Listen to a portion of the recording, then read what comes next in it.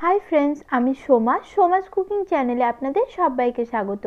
আজ আমি আপনাদের সয়াবিন দিয়ে খুবই মুচমুচে একটি নাস্তা বানিয়ে দেখাবো। হঠাৎ করে মুখরোচক কিছু খাওয়ার ইচ্ছে হলে বা বিকেলে চায়ের আড্ডাতে সয়াবিন দিয়ে ঝটপট এই নাস্তাটি আপনারা বানিয়ে নিতে পারেন। খেতে জাস্ট দারুণ লাগে। চলুন তাহলে এখন এই রেসিপিটা দেখে নিন। ভিডিওটি ভালো লাগলে লাইক ও শেয়ার করার অনুরোধ রইল। আর আমার চ্যানেলে যারা নতুন বন্ধু রয়েছেন তাদের কাছে চ্যানেলটি সাবস্ক্রাইব করে আমার পাশে থাকার অনুরোধ করছি।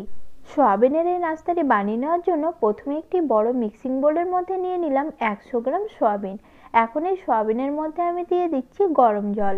গরম জলটা এমন পরিমাণে দিতে হবে যাতে সয়াবিনগুলো ভালোভাবে জলের মধ্যে ডুবে থাকে। এইভাবে সয়াবিনটাকে আমি 15 মিনিটের জন্য রেখে দেব, তাতে সয়াবিনটা পুরোপুরি নরম হয়ে যাবে। তাই এইভাবে 15 মিনিট আমি সয়াবিনটাকে রেখে দিচ্ছি। আর ফিরে এলাম 15 মিনিট পর। এখন দেখুন সয়াবিন কতটা জল টেনে নিয়েছে আর ফুলে একদম ডাবল হয়ে গেছে। সয়াবিনগুলো খুব সুন্দরভাবে নরম হয়ে গেছে। এখন সয়াবিন থেকে সয়াবিনের যে এক্সট্রা জলটা সেটা এইভাবে চিবড়ে খুব ভালোভাবে বার করে নিতে হবে। সয়াবিনের জলটা যতটা সম্ভব খুব ভালোভাবে এইভাবে চেপে চেপে বার করে নিতে হবে।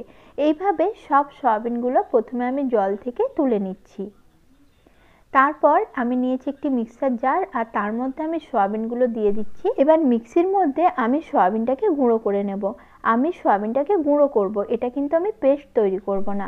আর দেখুন সয়াবিনটা আমি গুঁড়ো করে নিয়েছি। এরকমই দানা দানা রেখে সয়াবিনটা গুঁড়ো করে নিতে হবে। এটার কিন্তু কোনোভাবে পেস্ট তৈরি করা যাবে না। এরপর বাকি যে সয়াবিনটা রয়েছে সেটাও একই রকমভাবে আমি গুঁড়ো করে নেব। সবকটা সয়াবিন এইভাবে আমি গুঁড়ো করে নিয়েছি। এখন এর মধ্যে আমি কিছু উপকরণ অ্যাড করে দেব। এর মধ্যে দিয়ে দিচ্ছি আমি 1 চামচ গ্রেট করে নেওয়া আদা ও রসুন কুচি। অবশ্যই এখানে আদা ও রসুন কুচিটা গ্রেট করে ব্যবহার করতে হবে, কোনো রকম কিন্তু বেটে ব্যবহার করা যাবে না।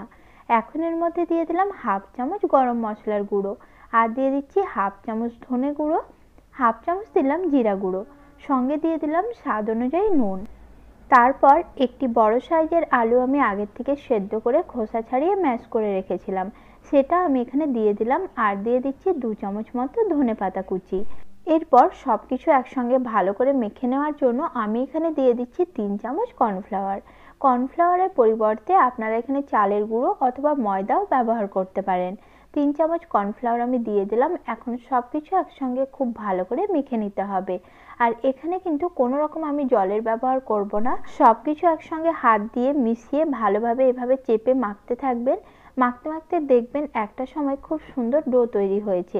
তবে তার আগে আমি এখানে দিয়ে দিচ্ছি 1/2 চামচ লাল লঙ্কার গুঁড়ো। চাইলে আপনারা এখানে কাঁচা লঙ্কা কুচিও ব্যবহার করতে পারেন। যে যেমন ঝাল খান সেরকম ঝাল এখানে ব্যবহার করবেন। আর দেখুন আবারও সবকিছু একসঙ্গে মেখে নিলাম আর মাখতে মাখতে দেখুন সুন্দর একটা ডো তৈরি হয়েছে। আর এই ডোটা মেখে নেওয়ার জন্য আমি এখানে 1 ফোঁটাও জলের ব্যবহার করিনি। এরপর ডোয়ের কিছুটা অংশ নিয়ে হাত দিয়ে ভালোভাবে চেপে একটা লম্বাটে শেপ দিয়ে নিচ্ছি। আর এইভাবে সবকটা নাস্তা আমি প্রথমে বানিয়ে রেডি করে নিচ্ছি। তবে নাস্তা কিন্তু এখনই তৈরি হয়ে যায়নি, এখনও কিছুটা প্রসেস বাকি রয়েছে।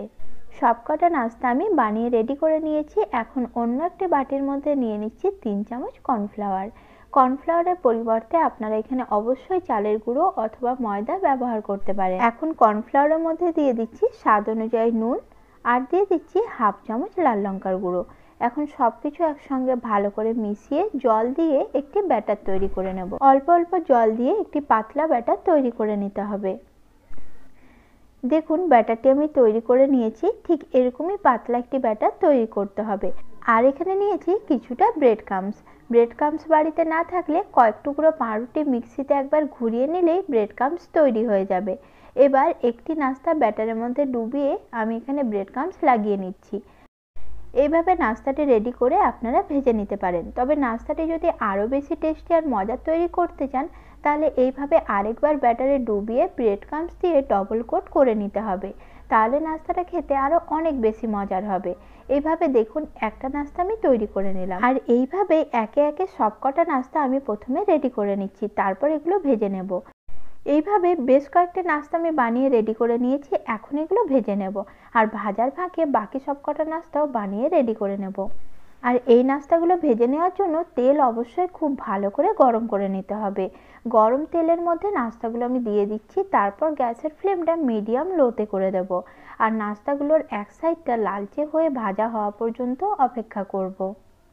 এখন দেখুন নাস্তার এক সাইডটা লালচে করে ভাজা হয়ে গেছে। এখন নাস্তাগুলো উল্টে নিচ্ছি, উল্টে অপর সাইডটাও একই রকম ভাবে ভাজা হতে দেব। এইভাবে নাস্তাগুলো ভেজে নিলে নাস্তাগুলো খুবই মুচমুচে তৈরি হয়। নাস্তাগুলো সুন্দর লালচে করে ভেজে নিয়েছি, এখন এগুলো আমি তেল ঝরিয়ে তুলে নিচ্ছি। আর একই রকম ভাবে সবকটা নাস্তা ভেজে আমি রেডি করে নিয়েছি। আজকের মতো নমস্কার বন্ধুরা, সকলেই খুব ভালো থাকবেন।